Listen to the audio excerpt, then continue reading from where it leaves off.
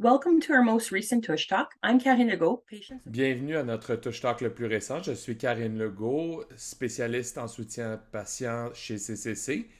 Aujourd'hui, on va discuter le cancer colorectal métastatique, les avancements et les directions futures. Nous avons le Dr Ronald Burt avec nous aujourd'hui, qui est professeur de médecine à l'Université de Toronto et oncologue médical à l'hôpital Mount Sinai. Il a une grande expérience dans la gestion et le traitement des individus à tous les stades de cancer colorectal. Alors, merci de vous joindre à nous. Plaisir. Alors, je vais commencer avec certaines questions de base. Alors, pouvez-vous expliquer c'est quoi le cancer colorectal métastatique? Alors, le cancer colorectal métastatique dit que le cancer s'est étendu plus loin que dans la région du côlon, du rectum. Donc, il s'est étendu, par exemple, au foie, au poumon, au système lymphatique. Donc, pas dans le site local. Ou, par exemple, dans la cavité abdominale, le périténéum. Est-ce que c'est le même cancer que dans les autres régions? Est-ce qu'on l'appelle quand même cancer colorectal, même si c'est dans le foie ou dans les poumons? Oui, les gens des fois pensent que maintenant c'est le cancer du poumon, mais non, c'est encore le cancer colorectal, mais il s'est étendu au foie ou au poumon. C'est pas le cancer des os, cancer du poumon. La biologie de la tumeur sous le microscope et comment il agit, c'est toujours à partir du site initial du côlon du rectum. Merci. Une autre question qu'on reçoit, c'est une fois qu'ils passent à travers les enquêtes, les investigations, une fois qu'ils ont toute l'information des biopsies et des différentes investigations qu'ils ont fait, les docteurs proposent qu'ils donnent leur cas à un tumor board, mais ils ne comprennent pas nécessairement ce que ça veut dire. Oui, alors un tumor board, c'est en fait avoir plusieurs opinions en même temps. Alors, ça inclut une combinaison de oncologues médicaux qui traitent avec la chimiothérapie ou l'immunothérapie ou des thérapies médicales, des oncologues, des radio-oncologues, pardon, c'est eux qui font la radiothérapie, et aussi des oncologues chirurgiens. Et ça inclut des chirurgiens colorectaux, des chirurgiens hépatiques, des chirurgiens hépatobiliaires qu'on appelle. Alors, c'est une combinaison de plusieurs individus à travers différents sites qui se rencontrent et qui vont présenter leur cas. Généralement, ce sont des cas qu'on a nous-mêmes, des questions. C'est quoi la meilleure façon de gérer ça? Et des fois, les gens reviennent à ces réunions-là à plusieurs reprises parce qu'aujourd'hui, gérer le cancer colorectal, ça peut être compliqué. Alors, ça demande le l'implication de plusieurs spécialistes. Alors, ces réunions-là ont aussi des radiologistes qui vont regarder les résultats des scans avec nous. Et des fois, les pathologistes vont venir aussi pour faire une revue des pathologies de ces tumeurs-là. Alors, en gros, c'est une réunion, une approche multidisciplinaire pour les patients où plusieurs d'entre nous, on se rencontre et on arrive à un consensus sur comment on pense que le patient devrait être pris en charge. Super intéressant. Alors, c'est une bonne chose d'être en fait référé à un tumor board ou à une réunion comme ça. Oui, éventuellement, on essaye d'arriver à un consensus et quelqu'un va enregistrer c'est quoi la décision ultime. Des fois, on n'arrive pas à un consensus. Des fois, il n'y en a pas de consensus. Et alors, ceux qui sont directement impliqués dans les soins du patient vont souvent s'envoyer des courriels pour dire, OK, ben, qu'est-ce qu'on pense? Qu'est-ce qu'on devrait faire ultimement? Mais généralement, on essaye d'arriver à un consensus, et s'il y en a un. Euh, et des fois, il y a des moments où peut-être moi, je ne vais pas présenter un patient à ces réunions-là parce que c'est une question spécifiquement en oncologie médicale. Et des fois, il y en a plusieurs d'entre nous qui ont comme des fils de courriel avec les autres. et on va envoyer une revue d'un patient puis demander à d'autres oncologues médicaux à d'autres endroits dans le pays qu'est-ce que vous pensez. Tu sais, souvent il y en a 5 ou 6 qui sont comme sur ce fil courriel-là. Euh, et des fois on a toutes les mêmes idées, des fois on n'a pas toutes les mêmes idées ou différentes opinions. Ou des fois c'est quelque chose comme ah, peut-être j'ai pas pensé de faire ça, regarde comme ça. Pas qu'il y a une façon bonne ou mauvaise. Des fois, il y a une bonne ou mauvaise façon de faire les choses, puis il faut choisir la bonne façon.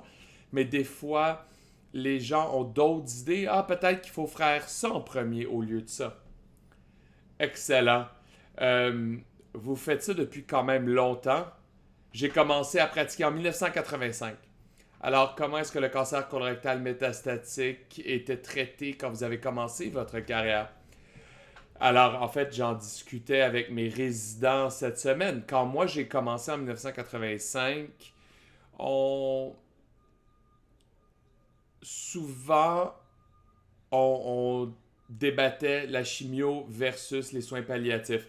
En gros, est-ce que ça valait la peine de traiter? Parce que les bénéfices de la chimiothérapie étaient minimales et la toxicité de la chimio et les effets secondaires étaient pas terribles. Alors, c'était pas une aussi grosse discussion que dans d'autres sites comme les cancers du poumon où là, il y avait un vrai débat. Est-ce que les effets secondaires valaient la peine des petits bénéfices? Alors, quand j'ai commencé en 1985, on avait un médicament, c'était le 5-FU ou 5. On, a, on ajoutait le leucoforine qui augmentait l'efficacité. C'est encore ce qu'on utilise. Comme on le donne est différent, ce qu'on utilise avec est différent, mais quand ce traitement-là arrêtait de fonctionner, on avait peu ou pas d'options. La survie médiane du stade 4 ou le cancer colorectal métastatique, c'était à peu près 6 mois en 1985. Alors ça l'a quadruplé aujourd'hui. Et je suis sûr qu'on va en discuter, les changements, par exemple. Alors, les choses étaient très différentes en 1985 que ce qu'ils sont en 2022, presque 2023. Oui, puis dans les dernières 10 années, est-ce que vous avez trouvé qu'il y a eu des avancements dans les soins? Oh, clairement, il y a eu des avancements. On a plusieurs médicaments aujourd'hui. D'abord, on a des premières lignes, des deuxièmes lignes. Souvent, on a des troisièmes lignes de thérapie. Ça, c'est un autre problème parce que c'est pas toujours disponible pour tous les patients parce que pas tous les médicaments sont payés pour tous les patients dans toutes les provinces. Alors, on a première ligne, deuxième ligne, on n'a pas toujours des options après qui sont payées. On a des programmes de phase 1, par exemple au centre de cancérologie. Ils font des tests sur des nouveaux médicaments des phases 1. Alors ça, des fois, c'est disponible pour les patients. Et naturellement, on est dans une ère de marqueurs moléculaires, immunothérapie. On teste les tumeurs pour différents marqueurs sur lesquels on peut avoir une action avec des médicaments. Alors les choses ont changé de façon dramatique. Juste le fait que la survie moyenne est presque 3 ans aujourd'hui, et même plus pour différents patients, l'approche chirurgique, même quand le cancer s'est étendu, a changé. Quand j'ai commencé en 1985, on ne retirait pas des tumeurs qui s'étaient étendues au poumon ou au foie, mais maintenant, on fait ça de façon routinière aujourd'hui à UHN. Je ne suis pas un chirurgien, mais ils ont maintenant un programme de transplantation hépatique pour les gens qui ont un cancer colorectal métastatique, pour les patients qui ne sont pas éligibles ou pas candidats pour la résection des tumeurs dans le foie. Alors, tout ça a vraiment changé comment on pense, comment on pratique, même l'utilisation de la radiation localisée qu'on appelle le SPRT, l'utilisation des ablations par les radiologistes où vraiment ils vont brûler les tumeurs. Ça, c'est d'autres options. Plein de choses se sont développées depuis 1985. Des choses qu'on considérait même pas à l'époque. Puis je me souviens quand on a commencé à retirer les tumeurs dans le foie, s'il y avait seulement un endroit, on pouvait le retirer. Et là, ils ont développé la bravoure. OK, 4 endroits. Maintenant, il n'y a pas de chiffre. En fait, moi, j'ai entendu les chirurgiens dire, c'est pas vraiment le nombre, c'est combien de fois normal qu'on peut laisser. Il faut laisser un peu de foie normal. Et le foie repousse, en fait, après 2 ou 3 semaines. Alors, on peut retirer 20% du foie et les gens vont quand même vivre de façon normale pendant que le foie repousse. Alors, c'est combien est-ce qu'on peut laisser derrière de façon sécuritaire? Ça, c'est vraiment la clé. Alors, ça, c'est toutes des choses qui ont évolué au fil des années. Alors, beaucoup de nouveaux médicaments aussi. Et on a discuté sur comment les traitements sont différents, mais qu'est-ce qui différencie le traitement pour les patients de stade 2, 3 versus un patient de stade 4 avec un cancer métastatique? Oui. Alors, pour stade 2, stade 3, alors la thérapie primaire, c'est la chirurgie. Alors, j'exclus le cancer rectal parce que c'est quelque chose de complètement différent. Je pense pas que c'est quelque chose qu'on peut discuter. C'est compliqué. Puis les choses changent tranquillement avec le cancer rectal. Alors, si on parle du cancer du côlon, alors la première chose, c'est on retire, on l'enlève. Et on sait qu'il y a un risque de récidive. Alors, souvent, on donne la chimiothérapie en adjuvant ou en prévention avec la chirurgie, puis ça dépend du stade. Donc, si c'est stade 2, stade 3, la différence entre 2 et 3, c'est que stade 2, le système lymphatique autour de la tumeur sont négatifs. Stade 3, le système lymphatique alentour du cancer ont des cellules cancéreuses dedans. Mais dans stade 2, il y a comme différentes catégories de risques. Il y a le groupe à bas risque, puis il y a différents facteurs cliniques et aussi des choses que le pathologiste voit sous le microscope qui sont importants quand ils donnent leur rapport de pathologie. Et si ça c'est présent, souvent on recommande de donner la chimiothérapie aussi et en prévention après. Sinon, on ne donne pas de chimio. Stade 3, le standard de soins, c'est de donner la chimiothérapie. Et c'est souvent une chimiothérapie de combinaison, donc différents médicaments. Mais même ça, ça a évolué dans les derniers 3 4 ans. Le standard, c'était 6 mois de chimio. Maintenant, pour certains groupes, on donne seulement 3 mois et non 6 mois. Et ça minimise les effets secondaires de la chimiothérapie et aussi les effets secondaires à long terme potentiels qu'on pourrait voir avec. Alors, par exemple, oxaliplatin qui peut affecter les nerfs et causer des neuropathies. Souvent, ça se résorbe après un certain temps, mais pas pour tout le monde. Si on peut donner moins que de ce médicament-là, moins de neuropathie. Et la question, c'est est-ce qu'on a les mêmes bénéfices en survie? Et la réponse, c'est pour certains groupes, oui. Alors, on donne seulement 3 mois de chimio. Alors, ça, c'est stade 2 ou 3 où l'objectif du traitement, c'est que le cancer ne revienne jamais. Pour stade 4, l'approche est très différente. Notre approche, dès le début, c'est est-ce que ça, c'est quelqu'un sur qui on peut faire une chirurgie puis on peut retirer le cancer? Est-ce que c'est quelqu'un à qui on donne un traitement, on peut réduire la taille de la tumeur pour qu'on puisse l'enlever éventuellement? Puis l'autre groupe, le dernier groupe, c'est peu importe ce qu'on va faire, la chirurgie n'arrivera pas. Alors, si ça s'est étendu aux os ou différents sites, la chirurgie n'est pas la base de la thérapie. Alors, l'objectif de la thérapie à ce moment-là, c'est s'assurer que les gens vivent aussi longtemps que possible et aussi bien que possible. Qualité de vie et quantité de vie, c'est vraiment nos objectifs. Et ça, c'est nos objectifs, bien sûr, mais des fois, les patients ont des objectifs différents. Bien sûr, et c'est pris en considération. Ah oui, toujours, toujours. Et c'est important pour les patients de verbaliser leurs objectifs quand ils rencontrent leurs oncologues. Oui, pour la plupart des gens, ils veulent vivre aussi longtemps que possible. Et l'âge n'a pas d'importance. Peu importe, à n'importe quel âge, les gens veulent vivre aussi longtemps que possible, mais il y a des gens, quand ils sont très malades, ils disent « Ok, j'ai eu une bonne vie, j'ai vécu assez longtemps, la qualité est plus importante que la quantité. » Mais des gens oublient des fois que le cancer cause aussi des effets secondaires. Et traiter le cancer, on améliore des fois la qualité de vie. Puis ça a été prouvé il y a des années quand on faisait chimio versus soins palliatifs.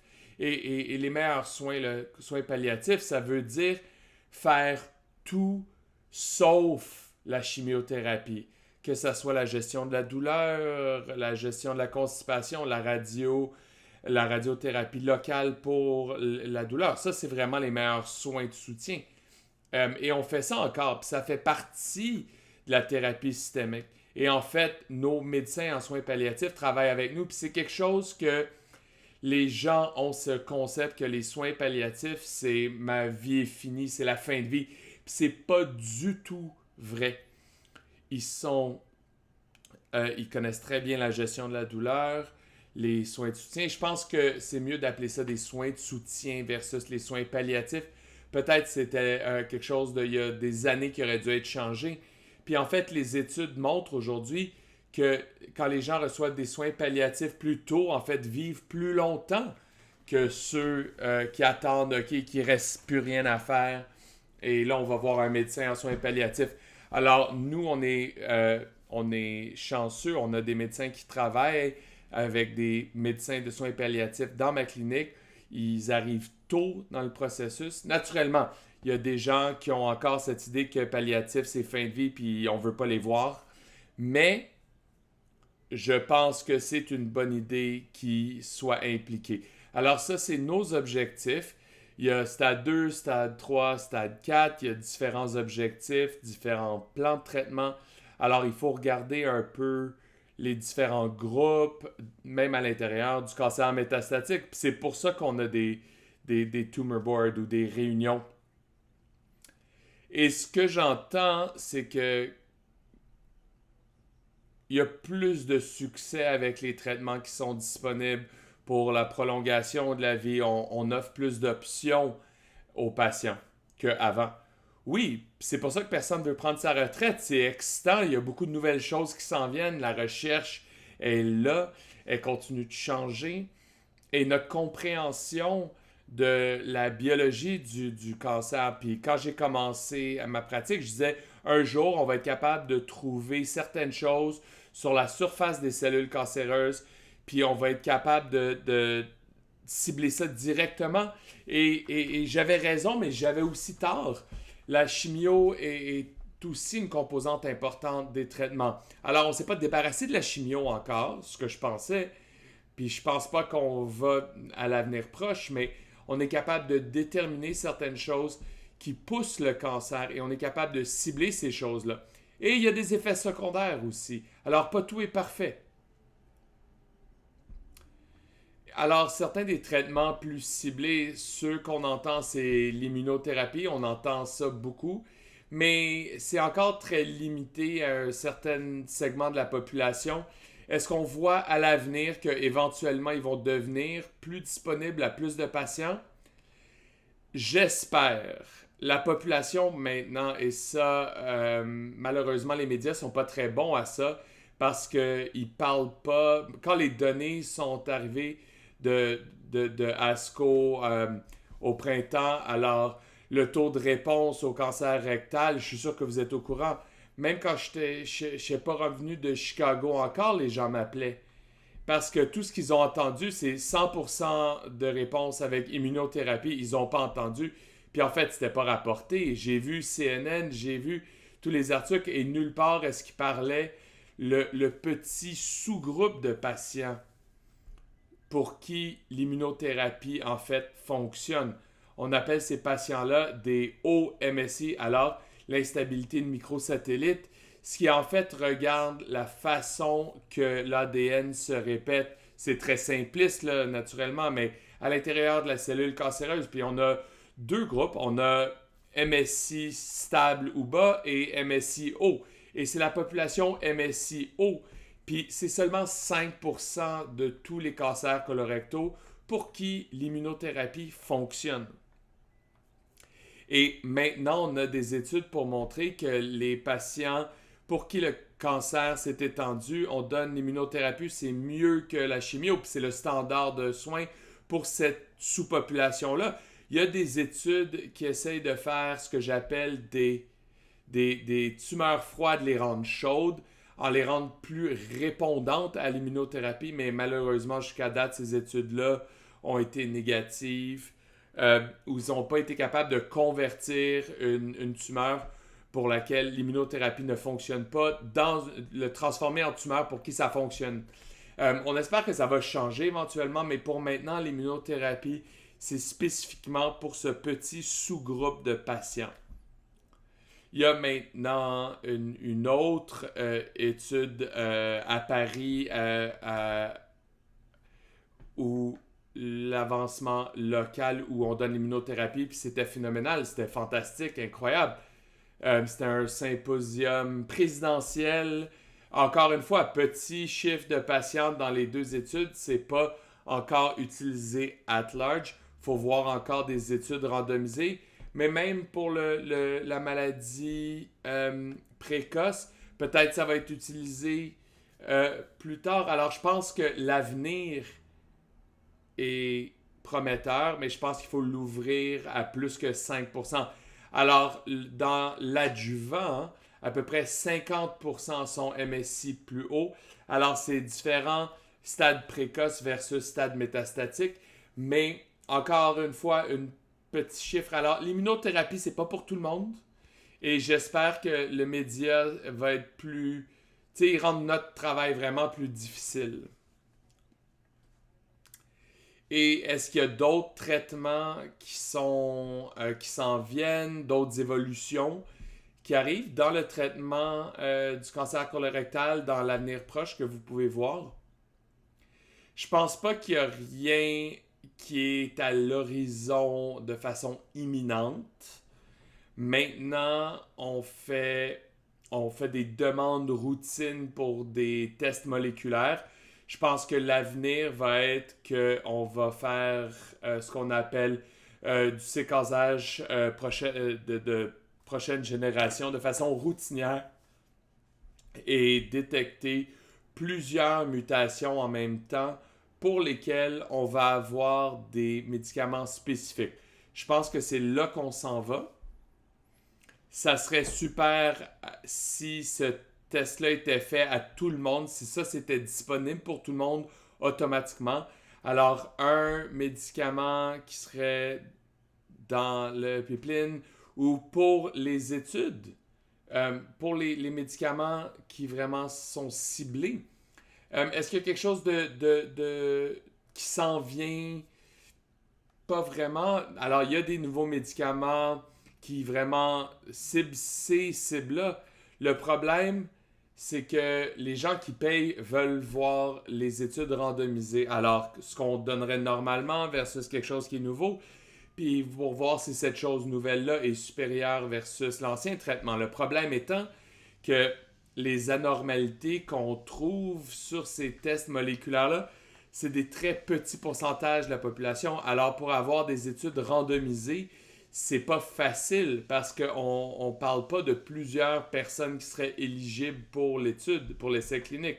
C'est pas facile à faire. La population MSI haut, qui est 5%, ça demande une étude internationale pour avoir assez de patients pour pouvoir les diviser en deux groupes qui sont randomisés pour tester la théorie que est-ce que le nouveau médicament est supérieur à l'ancien médicament. Des fois, si on a une mutation qui est seulement 1% de la population ou 1% des tumeurs, vous n'allez pas avoir une étude randomisée. Et des fois, juste la preuve de concept, c'est vraiment ce qu'on fait. Alors, les entités qui payent doivent changer un peu la façon dont ils passent. Puis ça, c'est une autre discussion. Alors, il y a beaucoup de travail à faire là. Beaucoup de travail. Alors, cela étant dit, ce que j'en comprends, il y a une grosse importance dans les essais cliniques pour le cancer métastatique. Alors, le plus d'informations qu'on recueille, le plus d'informations on va avoir pour l'avenir. Oui, puis c'est important d'encourager les gens de faire des essais cliniques. Moi, je fais des essais cliniques, c'est ce que je fais, puis ça fait partie de ce qui est important. C'est la seule façon qu'on va apprendre si médicament A est meilleur que médicament B.